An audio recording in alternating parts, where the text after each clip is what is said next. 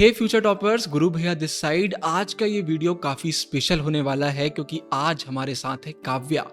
आप काव्या दीदी को जानते हैं कि वो द ट्विन ब्रोस के मास्टरी बैचेस में इंग्लिश पढ़ाती हैं, वो इंग्लिश की एडुकेटर हैं। लेकिन उनके बारे में सिर्फ इतना नहीं है, काव्या दीदी ने क्लेट भी क्रैक किया हुआ है और नेशनल लॉ यूनिवर्सिटी मुंबई से लॉ की पढ़ाई कर रही हैं। बहुत समय से बहुत सारे बच्चे डिमांड कर रहे थे कि भैया हमें भी क्लेट एग्ज़ाम देना है, उसको क्रैक करना है, एनएलयू में जाना है, हम कैसे ये चीज़ कर सकते हैं। और बस इसीलिए आज के इस इंटरव्यू में मैंने काव्या को बुलाया है। काव्या ने बहुत अच्छे से अपनी पूरी स्ट्रेटजी शेयर करी है कि उन्होंने बोर्ड्स को क्लेट के साथ कैसे मैनेज करा, कितना टाइम दिया, कौन सी रिसोर्सेज फॉलो करी, मॉक्स के बारे में सब कुछ बताया है। मतलब जितने भी आपके क्वेश्चन थे सबको उन्होंने आंसर किया है। तो इस वीडियो को एंड तक देखना, आपके अंदर इतना मोटिवेशन आ जाएगा कि आप बोर्ड्स में भी कमाल करेंगे और इसके बाद क्लेट को भी आप क्रैक करेंगे। सीधा इस बहुत ही शानदार, बहुत ही प्यारे इंटरव्यू को चालू करते हैं। हे एवरीवन, सो आज हमारे साथ हैं काव्या। काव्या, सबसे पहले थैंक यू सो मच आज हमें ज्वाइन करने के लिए। बहुत सारे बच्चे बहुत टाइम से मुझसे बोल रहे हैं कि भैया हम क्लेट का प्रिपरेशन करते हैं और हमें कोई गाइड करने वाला नहीं होता है। तो फिर आप हमारे बैचेस में इंग्लिश पढ़ा रही हैं, तो आपसे अच्छा और कौन बच्चों को गाइड करेगा। इससे पहले मैं आपसे काव्या क्वेश्चंस वगैरह पूछूं जो बच्चे सबसे ज़्यादा मुझसे पूछते हैं, मैं चाहूँगा जल्दी से आप खुद को इंट्रोड्यूस कर दीजिए, बता दीजिए आपका 12th में क्या रिजल्ट था, फिर क्लेट में आपने क्या रैंक हासिल करी और अभी आप क्या कर रही हैं। Okay. Hi guys, I'm Kavya Mishra. Boards में I got 97%, CLAT में I had All India rank 683 and I got National Law University Mumbai. Okay, perfect. सबसे पहले जो क्वेश्चन बच्चों ने सबसे ज़्यादा पूछा है कि अभी वो 12th में हैं और अब उनका एकदम से मन कर रहा है कि हमें भी क्लैट देना चाहिए, तो क्या प्रैक्टिकली ये पॉसिबल है कि वो अभी भी स्टार्ट करके क्लैट क्रैक कर सकते हैं? Of course 100% पॉसिबल है क्योंकि मैंने भी 12th के साथ ही क्लैट क्लियर करा था। क्योंकि इट्स नॉट दैट इम्पॉसिबल। एक रीड एंड कॉम्प्रिहेंशन वाला पेपर है। If you given the exact same time, so I'm pretty sure that you will be able to do it. There's no problem in that. ठीक है, perfect. अब यहाँ पर एक problem आती है जो आई गेस सारे बच्चे फेस करते हैं। बोर्ड्स भी इम्पोर्टेंट है, इसके बाद फिर क्लैट भी है और अब नई चीज़ है, इसके बाद सीयूटी भी है। तो Yes. बच्चों को कन्फ्यूजन रहता है कि भाई बैलेंस कैसे करा जाए। तो आपने कैसे 12th और क्लैट को बैलेंस किया था? मैंने क्या करा था कि मैंने हाफ ईयरली तक बोर्ड्स का पूरा सिलेबस जितना हुआ था मेरे स्कूल में उतना क्रिस्टल क्लियर करके छोड़ दिया था। ठीक है। सितंबर के बाद मेरा फुल फ्लेजेड फोकस था क्लैट के ऊपर। मतलब मैं सिर्फ स्कूल में पढ़ती थी जितना मतलब बोर्ड्स के लिए पढ़ना होता था, बाकी मेरा पूरा टाइम क्लैट को जाता था। एंड क्लैट दिसंबर में एंड हो जाता है, जनवरी के फर्स्ट वीक तक आपको फर्स्ट लिस्ट का कॉलेज मिल जाता है, तो फिर आपको क्लियर होता है बोर्ड्स तक कि आप किधर जा रहे हो। तो क्योंकि मुझे फर्स्ट लिस्ट में ही नेशनल लॉ यूनिवर्सिटी मुंबई मिल गया था, तो मैंने उसको क्लेम करके बोर्ड्स बहुत क्लियर माइंड से दिए थे। बिल्कुल स्ट्रेस नहीं था मुझे क्योंकि पता था कि कॉलेज मिल चुका है। एंड थ्रेशोल्ड क्लैट का इज 45%, तो I am pretty sure that you will be able to do it. There is no doubt in that. तो ऐसे हो जाता है। मतलब आपने ये स्मार्ट वर्क किया कि पहले आपने 12th पे फोकस किया, हाफ यस। ईयरली तक जितना सिलेबस हुआ वो आपने कर लिया, फिर आपने 12th को टाटा बाय बाय करके पूरा फोकस पूरा क्लेट फोकस पे किया, क्लैट पे। क्योंकि आपको ये मालूम था कि दिसंबर के बाद भी जो सिलेबस बचा हुआ है वो आराम से किया जा सकता है। यस। और सबसे मेन चीज़ ये है कि आपको पहले ही पता चल जाता है कि क्या होने वाला है। क्या तो होने अगर वाला है। ऐसा ना हो, बट अगर आपका बहुत अच्छा नहीं होता है तो भी फिर आप बोर्ड सीयूटी पे फोकस कर सकते हो। यस। मेरे बहुत सारे फ्रेंड्स थे जिनका क्लैट अगर भी नहीं हो पाया तो उन्होंने सीयूईटी पे फोकस करा and there in LSR and DU. तो hmm. They are having a lot of fun there also, so there is no problem in that. यहाँ पर काव्या बच्चे एक क्वेश्चन और पूछते हैं कि जैसे स्कूल जा रहे हैं वो, फिर स्कूल में भी असाइनमेंट मिलता है, होमवर्क मिलता है, स्कूल के एग्जाम्स हो जाते हैं, तो फिर एक दिन में क्लैट को कितना टाइम देना चाहिए, कब देना चाहिए, उसके बारे में बताइए आप। मैंने पर्सनली एक कोचिंग ज्वाइन करी थी, तो मैं 7:30 तक 2:30 से लेके 7:30 तक कोचिंग में रहती थी और वहाँ पे सिलेबस कंप्लीट करती थी। फिर घर आके टीचर्स के साथ थोड़ी सी अंडरस्टैंडिंग थी कि मेरा होमवर्क या फिर मेरा प्रोजेक्ट एक एक दो दो दिन लेट हो जाता था, but even they could understand. उन्होंने बस मुझसे यही बोला था कि आप बोर्ड्स में अच्छा स्कोर करना, और हाफ ईयरली तक उन्होंने बोल के रखा था कि आप अच्छा स्कोर करोगे तो दे विल बी लीनियंट। तो if you are good scoring, if you are hard working and if your teachers know कि आपको सब कुछ आता है, तो स्कूल का आप थोड़ा सा निग्लेक्ट कर सकते हो, काम ज़्यादा नहीं, बिल्कुल थोड़ा सा।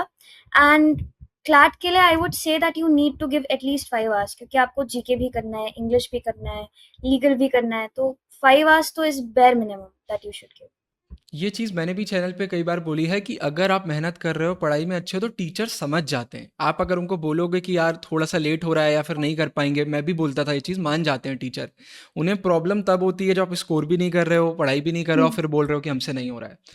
काव्या, आपने अभी कोचिंग के बारे में बताया, तो मेरा आपसे एक क्वेश्चन है कि बच्चों को ये डाउट भी रहता है कि क्या क्लेट हम बिना कोचिंग के कर सकते हैं या फिर कोचिंग लेना एक वाइस डिसीजन होगा? तो इस पर आपका क्या टेक है? मैंने कोचिंग इसलिए ली थी क्योंकि मुझे लगा था कि 12th के साथ इट इज़ बेटर कि मैं एक बिल्कुल क्लियर माइंडसेट के साथ चलूँ, मुझे बार-बार सिलेबस ढूँढना ना पड़े कि क्या-क्या पढ़ना है।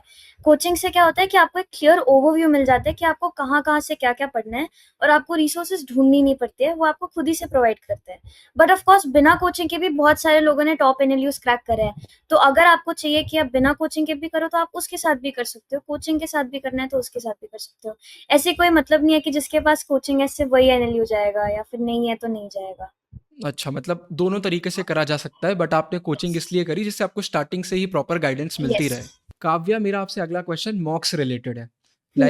ये क्वेश्चन बहुत क्लैट वाले बच्चों के दिमाग में रहता है कि कब मॉक्स करना चाहिए, कितने करना चाहिए और फिर अगर मॉक्स में अच्छा स्कोर नहीं आ रहा है तो क्या करना चाहिए? मॉक जिस दिन से आपको लग रहा है कि आपको क्लैट देना है, उसी दिन से स्टार्ट कर देना चाहिए क्योंकि कोई ऐसा सिलेबस नहीं है क्लैट का। हुँ, आपको पैसेज पढ़ना है, पैसेज के बेसिस पे हुँ, आंसर करना है। मैंने जिस दिन कोचिंग जॉइन करी थी, उसके नेक्स्ट दिन मैंने अपना फर्स्ट मॉक दिया था एंड किसी का भी फर्स्ट मॉक का स्कोर उतना अच्छा नहीं आता है क्योंकि 120 क्वेश्चंस, 120 मिनट्स, टाइम मैनेज करना डिफिकल्ट होता है। बट अगर आप कंटिन्यूअसली वीक में एटलीस्ट 1 मॉक देना है, 2 मॉक्स दोगे तो बहुत ही अच्छा एंड आई थिंक अक्टूबर के बाद आपको 3-4 मॉक्स तो देने चाहिए एंड मॉक्स के बाद एनालाइज करना इज द मोस्ट इंपॉर्टेंट की। जितना आप मॉक्स में प्रैक्टिस करोगे उतना नंबर 1 आपका टाइम बैठेगा, रीडिंग स्पीड तेज होगी और आपको क्वेश्चंस का आइडिया लगेगा। तो जब आप पढ़ रहे होगे ना तब आपको रियलाइज हो जाएगा कि आपको कौन सा टॉपिक पढ़ना है और कहाँ से पैटर्न आ रहा है। That is the best part about giving. Basically मॉक्स से प्रॉपर ये आइडिया लग जाएगा कि भाई कौन से ऐसे एरियाज़ हैं जहाँ पर ज़्यादा मेहनत करने की ज़रूरत है और कहाँ पे कम मेहनत करने की ज़रूरत है। यस। Make sense. तो आपने अप्रॉक्स पूरी जर्नी में कितने मॉक्स दिए थे क्लैट की जर्नी में? मैंने बहुत सारे मॉक्स दिए थे। आई थिंक क्लैट शुरू होने से 3 वीक्स पहले तक मैं रोज़ मॉक देती थी एंड रोज़ मॉक देने के बाद 2 आवर्स मैं एनालाइज़ करती थी मॉक को, 2 घंटा मॉक और 2 घंटा एनालाइज़। एनालाइज़ेशन पे इतना फ़ोकस इसलिए है क्योंकि एक क्लियर पैटर्न आपको पता चल जाता है कि मेरा यही क्वेश्चन गलत हो रहा है। उससे क्या हुआ था कि अगर मैं 80s में अटकी थी, तो उसके बाद मेरा स्ट्रेट स्कोर 90s पे जंप कर गया था क्योंकि वो हुँ। 2-3 क्वेश्चंस ही थे जो मैं बार-बार गलत करी थी। तो एनालाइज़ेशन इज़ रियली इम्पोर्टेंट। अच्छा काव्या, यहाँ पर एक चीज़ और बच्चे मुझसे बोलते हैं, होता ये है कि जैसे उन्होंने क्लेट के लिए मॉक्स दिए या फिर पढ़ाई हुँ, चालू करी और अब उन्हें ऐसा लग रहा है कि यार अभी हम इतने अच्छे नहीं हैं इस चीज़ में, तो हुँ। दिमाग में आने लगता है कि यार बोर्ड्स पे फोकस कर लेते हैं, अब तो सीयूटी दे देंगे। तो वो आपने जो इतने टाइम पूरा क्लेट को फोकस में रख के पढ़ाई करी, 12th को भी आपने सेक्रीफाइस किया, तो वो माइंडसेट कैसे डेवलप किया आपने फिर? ऑफ कोर्स आपको डाउट तो होगा हुँ, 2-3 बार प्रिपरेशन में एंड ऑफ कोर्स आपकी गलती भी नहीं है उसमें। बेस्ट पार्ट ये है कि अगर आपको डाउन फील हो रहा है, तो आप सोचो कि आपने क्यों चूज़ करा क्लैट? आपको क्यों जाना है हुँ। National law university? मुझे तो बहुत ज़्यादा पसंद है। Law for me was something जो it's very passionate, I really love law. तो that is something that I had in mind and मेरे पेरेंट्स ने मेरे ऊपर इतना ट्रस्ट करा, they send me to coaching. उन्होंने खुद बोला कि मुझे पता है कि आप बोर्ड्स कर लोगे, आप क्लैट पे फोकस करो। सो कितनी सारी एक्सपेक्टेशंस होती है and you have a dream, you need to thrive towards it. तो ये सारी चीज़ें something that that will push you towards your preparation. I think that is the best part. अगर आपने ये माइंड में रखा हुआ है तो आप जल्दी थकोगे नहीं और थकोगे भी तो ऐसी कोई दिक्कत नहीं है। बैठो, मम्मा पापा के पास बैठो, किसी फ्रेंड के पास बैठो, डिस्कस करो कि आपको क्यों दिक्कत हो रही है। किसी और से शेयर करने से चीजें भी यू फील बेटर। आप एग्जाम्पल हो इस चीज़ का कि हम कर सकते हैं, लाइक हमने 12th में भी अच्छा स्कोर किया है, क्लैट में भी अच्छा स्कोर किया, ऐसा नहीं है कि क्लैट के चक्कर में 12th में हमारे 70-80% हो गए, ऐसा कुछ भी नहीं है। अच्छा, अब यहाँ पर एक और चीज़ है, करंट अफेयर्स और जीके। इसमें मतलब मेजॉरिटी बच्चे कंफ्यूज रहते हैं कि कितना करना है, कहाँ से करना है, कैसे करना है। जीके का सबसे बड़ा चीज़ और बहुत दिक्कत जो सबको होती है, वो ये होती है कि वो हर सोर्स पकड़ के पढ़ने लग जाते हैं। हम्म। मुझे एलपीटी का मिल रहा है, मैं उससे पढ़ लेती हूँ, लीगल एज का मिल रहा है, उससे पढ़ लेती हूँ, न्यूज़पेपर पढ़ना है, उससे पढ़ लेती हूँ। ऐसा नहीं करना होता है। आपको जिस सोर्स से सबसे अच्छी तरीके से समझ में आ रहा है, जिससे आपको लग रहा है कि हाँ, मेरे दिमाग में न्यूज़ बैठ रही है, आप उस सोर्स को पढ़ो और उसी से स्टिक करके पढ़ो। महीने भर की न्यूज़ आपको कंपेंडियम्स में मिलती है, उसको रिवाइज़ करते रहो एंड बेस्ट पार्ट क्या होता है, क्लैट से 2 महीने पहले यूट्यूब में बहुत सारे चैनल्स हैं, हाँ। लीगल एज, एलपीटी, वो अपने जीके के रिविजन्स निकालते हैं। मैंने बेसिक जीके जो कवर करी थी वो मैंने उसी से कवर करी थी, एंड उससे इजीली कवर हो भी जाती है। एंड क्लैट में जो जीके आती है वो सबसे टॉक्ड अबाउट टॉपिक्स होते हैं। वो बिल्कुल ऐसे टॉपिक नहीं लेंगे जो आपने कभी सुने नहीं होंगे, ऑफ कोर्स आपने उनके बारे में सुना होगा। तो I think GK is something that you can do very easily. अब क्लैट में बहुत सारे सेक्शन हैं, तो आप टाइम कैसे डिस्ट्रीब्यूट करते थे कि आज करंट अफेयर्स करना है या फिर आज इंग्लिश पे फोकस करना है? तो आपने कैसे टाइम डिवाइड किया हुआ था और सबसे ज़्यादा फोकस कहाँ पे किया था आपने? मेरा जो टाइम था मेरे स्कूल के टाइम टेबल के हिसाब से डिवाइडेड अच्छा, था। ठीक है। जैसे जिस दिन मेरे साइकोलॉजी के 2 लेक्चर्स हो जाते थे, तो ऑफ कोर्स मेरा दिमाग उधर भी थकेगा, दिन मैं हुँ, कोचिंग के बाद भी आ रही हूँ। तो उस दिन मैं वो सब्जेक्ट्स लेती थी जो मेरे लिए ईज़ी थे। से इंग्लिश और लीगल, ये दोनों सब्जेक्ट्स मुझे बहुत ईज़ी लगते थे। तो जिस दिन मुझे कम ज़्यादा थकान होती थी, तो मैं उस दिन इन दोनों को पढ़ती थी। एंड स्कूल में भी मुझे एक लेक्चर कभी भी फ्री मिल जाए तो उसमें खाली नहीं बैठती थी मैं। अच्छा। चुपचाप अपनी कंपेंडियम निकाल के जो भी क्वेश्चंस मेरे पास पड़े रहते थे, क्लैट के सॉल्व कर हुँ। देती थी। अगर स्कूल में वो पार्ट कवर कर दिया तो घर पे आके जो भी सब्जेक्ट मुझे मिल रहा है उसको पढ़ लेती थी। मेरा मेन फोकस था क्वांट्स के ऊपर, क्योंकि मेरी क्वांट्स उतनी अच्छी नहीं थी, और एनालिटिकल रीजनिंग, क्योंकि इन दोनों के क्वेश्चंस जल्दी सॉल्व करने के लिए आपको बहुत प्रैक्टिस चाहिए होती है। तो इनको मैं आके 1 घंटा देती थी और जीके को सुबह पढ़ के जाती थी स्कूल से पहले। मेरा ये था। और यहाँ पर एक चीज़ और निकल के आ रही है, वो क्वेश्चन मेरा ये है कि आपने क्लैट दिया तो और आप बहुत सारे लोगों को जानते होंगे जिन्होंने भी क्लैट दिया है। हम्म। तो क्या ऐसी चीज़ें थी जो आपने सही करी? क्या चीज़ें थी जो बहुत सारे लोग गलत कर देते हैं जिसकी वजह से क्लैट नहीं हो पाता है? आई थिंक जो सबसे सही चीज़ आप कर सकते हो क्लैट के लिए, दैट इज कंसिस्टेंसी। क्योंकि अगर आप कंसिस्टेंट हो आपकी प्रैक्टिस में, CLAT is all about time. अगर आपका टाइम अच्छी तरीके से मैनेज हो रहा है, अगर आप उतने टाइम पे सारे सेक्शन सॉल्व कर पा रहे हो, तो it is well and good. दूसरी चीज़ जो आई विश मैंने भी बहुत पहले करी होती, वो था मॉक एनालाइज करना। हुँ। मैं पहले बस स्कोर देख के छोड़ देती कि हाँ आज मेरे मॉक में आ गया सपोजिटली 80, ओके गुड, इतने इतने गलत हुए। मैं कभी ये नहीं देखती थी कि कौन सा क्वेश्चन गलत हुआ है और क्यों गलत हुआ है। ये मैंने स्टार्ट करा था क्लैट से 2 महीने पहले। अगर मैंने थोड़ा और स्टार्ट करा होता तो मे बी ज़्यादा अच्छा स्कोर होता, but I am actually very happy with my college. Kavya, इसके बाद अगला जो मेरा क्वेश्चन आपसे है वो रिसोर्सेज के लिए है। मतलब आपने जितनी भी रिसोर्सेज फॉलो करी हैं, यूट्यूब चैनल, बुक्स या कुछ भी, तो आप बहुत अच्छे से बता दो जिससे बहुत सारे बच्चे जो कंफ्यूज्ड हैं उनकी कंफ्यूजन दूर हो जाए। मैंने कोचिंग लीगल एज से करी थी, तो मॉक्स के लिए I would suggest that you go for legal edge. क्योंकि लीगल एज के जो मॉक्स है वो कभी भी कोई क्लियर पैटर्न फॉलो ही नहीं करता है। वो एक दिन आपको बहुत हुँ, डिफिकल्ट मॉक दे देंगे, एक दिन बहुत हुँ, इजी मॉक दे देंगे। Best part I think legal edge के मॉक्स का ये था कि उन्होंने ना हर पैटर्न के लिए हमको प्रिपेयर करा था। जैसे लास्ट ईयर क्लैट का पैटर्न पेपर के दिन चेंज हो गया था। लॉजिकल रीजनिंग की जगह एनालिटिकल रीजनिंग आ गई थी, तो बहुत सारे बच्चे डर गए थे सेंटर में। मुझे ज़्यादा दिक्कत नहीं हुई थी, क्योंकि लीगल एज ने ऑलरेडी हमें एक ऐसा मॉक दे रखा था जिसमें उन्होंने यही सेम पैटर्न फॉलो करा था। तो एक कंसिस्टेंसी से मेरा पैटर्न बैठ गया था। जीके के लिए मैंने बहुत सारे यूट्यूब चैनल्स को रेफर करा था।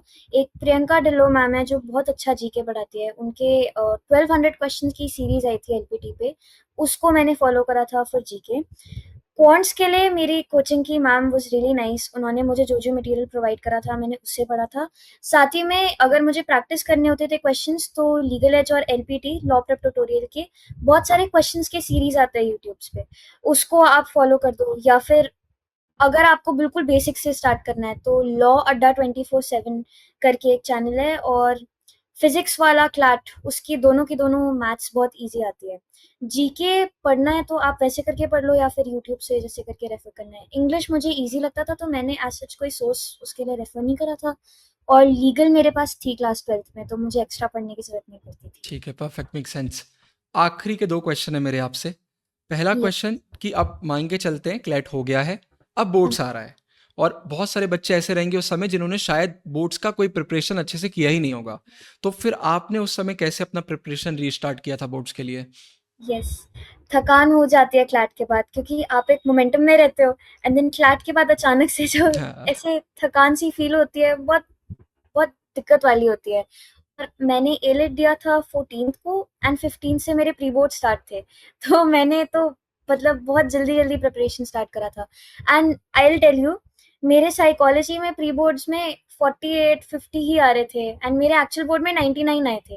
तो आप आराम से कर सकते हो कवर, ऐसी कोई दिक्कत नहीं होती है आपको। 2 मंथ्स का टाइम स्पैन मिलता है, उसमें आप डिवाइड करो कि कौन से सब्जेक्ट को आपकी ज़्यादा ज़रूरत है। जैसे मुझे साइकोलॉजी में ज़्यादा ज़रूरत थी, तो मैंने सबसे पहले साइकोलॉजी को टैकल करा, उसको ख़त्म करा। मुझे पता था कि हिस्ट्री के फैक्ट्स में क्लियर कर सकती हूँ, and I will tell you one thing very, very honestly, मैं प्री बोर्ड से पहले रैपिड रिविजन के वीडियो अच्छा, देख के जाती थी। ठीक है। एक दिन पहले सुबह उठ के, एंड उसी के बेसिस पे मैं आंसर लिख के आती थी। तो प्री बोर्ड के लिए तो I would say that you are covered. अगर आपने नहीं पढ़ा है तो रैपिड रिविजन पढ़ के जाओ, हो जाएगा। जो माइंड में आ रहा है उसको लिख दो। बोर्ड्स के लिए आई वुड से कि एनसीईआरटी एक बार रेफर करो, विंडरोज ह्यूमैनिटीज यूट्यूब चैनल को रेफर करो, आराम से हो जाएगा प्रिपरेशन, एंड अपने हिसाब से डिवाइड करके रखो। मुझे हिस्ट्री और पॉलिटिकल साइंस आती थी, मैंने उनको सबसे एंड में टैकल करा। सबसे पहले मैंने साइकोलॉजी को कवर करा, तो उस हिसाब से अगर आप डिवाइड करोगे तो बहुत इजीली आपका सिलेबस कवर हो जाएगा और थकान नहीं होगी। स्कूल आप रेगुलरली जा रहे थे इस पीरियड में पूरे? यस, रेगुलरली मेरा क्लैट के टाइम भी? स्कूल। यस, क्लैट के टाइम भी my school was really strict on attendance, तो हम्म। मुझे रखनी पड़ी थी। हालांकि क्लैट से 2 हफ्ते पहले मैं खुद बीमार पड़ गई थी, तो फिर मेरा मेडिकल सर्टिफिकेट था, तब मैं नहीं जा पाई थी, वरना मैं थ्रू आउट थी। मेरे टीचर्स अच्छे थे, वो मुझे सोने देते थे क्लास हम्म। में कभी कभी, वरना इट्स फाइन। बहुत सारे स्कूल्स लीनियंट भी हम्म। होता है, तो आई थिंक इट वर्क्स। मतलब आपने स्कूल भी किया है, क्लैट भी किया है, बोर्ड्स भी किया है, आपने कहीं पर भी ऐसा नहीं किया कि अरे किसी चीज़ को साइड कर दिया जाए, अच्छे तरीके से काम किया है। अब मेरा आखिरी क्वेश्चन है आपसे, और इसमें मैं 2 क्वेश्चन मिक्स कर रहा हूँ। सबसे पहले, अभी आप एनएलयू मुंबई में हैं, तो आप बच्चों को अपना एक्सपीरियंस बताओ कि जब आपने सोचा था कि आप जाओगे, अब आप आ चुके हो, तो आपका एक्सपीरियंस कैसा है? और इसी में मेरा दूसरा क्वेश्चन है, मैंने इतने सारे क्वेश्चन आपसे पूछे लेकिन फिर भी कुछ ना कुछ छूट गया होगा, तो अगर आपके मन में कुछ भी है बताने का तो आप वो बता दो, मोटिवेट करना बहुत ज़रूरी है बच्चों को। National university is amazing. यहाँ के प्रोफेसर्स, उनका जब आप सुनते हो तो लगता है कि you are learning from very very very learned professors. कभी कभी लगता है कि मुझे कुछ नहीं आता है जब आप पढ़ रहे होते हो, वही सेम सब्जेक्ट्स जो मैंने स्कूल में भी पढ़े हुए हैं, पॉलिटिकल साइंस, वो भी जब मैं पढ़ रही होती हूँ तो लगता है ये क्या है। And best part I would say is the network that you are making here, क्योंकि आपका एलुमनाई नेटवर्क इतना स्ट्रांग है, हमारे सीनियर्स इतने स्ट्रांग स्ट्रांग स्ट्रांग जगह पे वो इंटर्नशिप कर रहे हैं, वो हमको टिप्स दे रहे हैं, वे ज्वाइनिंग सेल्स, वे joining centers, moot court start होने वाला है, तो एवरीथिंग इट्स सो क्विक, आपको टाइम ही नहीं मिलेगा किसी और चीज के बारे में सोचने का। एंड आपको देन पता चलेगा कि why why people come to this college, क्योंकि इतना ग्राइंड करेंगे वो आपको अच्छी तरीके से कि I am pretty sure that you will make a very good lawyer. तो I think that's the grace about national universities. And I would say कि क्लैट एक बहुत अच्छा एग्जाम है, and I think humanities related exam तो बहुत ही ज़्यादा अच्छा है, क्योंकि इससे आपके 5 years क्लियर है। एंड जो भी नेशनल लॉ यूनिवर्सिटी मिल रही है आप उसको क्लेम कर सकते हो, अगर आपको एक और बार क्लैट देना है। बहुत सारे फ्रेंड्स मेरे क्या है जिनको सपोजिटली Tier 3 एनएलयू मिला है, तो उन्होंने वापस क्लैट देने का भी सोचा है। तो ऐसी कोई दिक्कत नहीं है कि आप एक ही बार करोगे उसके बाद नहीं कर सकते, आपके पास ऑप्शन है। बट हाँ, अगर आप इस टाइम पे ये आपका एज और 1 साल बचा सकते हो तो व्हाई नॉट डू इट, है ना। थोड़ा सा और आपको मेहनत करनी पड़ेगी, आप करोगे तो trust me your parents will be super happy, my parents are extremely happy, you will be happy. आपका 1 साल ड्रॉप में नहीं जाएगा। ड्रॉप वाला साल is very very very depressing, आपको मानना पड़ेगा, क्योंकि you are looking at students जो मे बी आपसे ज्यादा अच्छा स्कोर कर रहे हैं। आपके माइंड में चलता है कि यार मेरे पास पूरा दिन है, मैं क्यों नहीं कर पा रहा हूँ। स्कूल के साथ ना आपके पास सोचने का वो टाइम ब्रैकेट नहीं रहता है, क्योंकि आप स्कूल भी मैनेज कर रहे हो, क्लास भी मैनेज कर रहे हो, तो आपका माइंड डाइवर्टेड नहीं रहता है, राइट। तो अगर आपने कर लिया, वेल एंड गुड, नहीं होगा फिर भी you are good. Okay, competitive exams can never say how good you are in anything. I think you are good to go. Thank you so much Kavya, इतना मोटिवेट करने के लिए, बच्चों को टाइम निकालने के लिए। आई होप आज आपका इंटरव्यू देखकर बहुत सारे बच्चे इंस्पायर्ड फील करें और फ्यूचर में उनका इंटरव्यू लेने का मुझे मौका मिले क्लैट के लिए। Definitely. Thank you so much join करने के लिए। थैंक यू सो मच गुरु भैया फॉर हैविंग मी।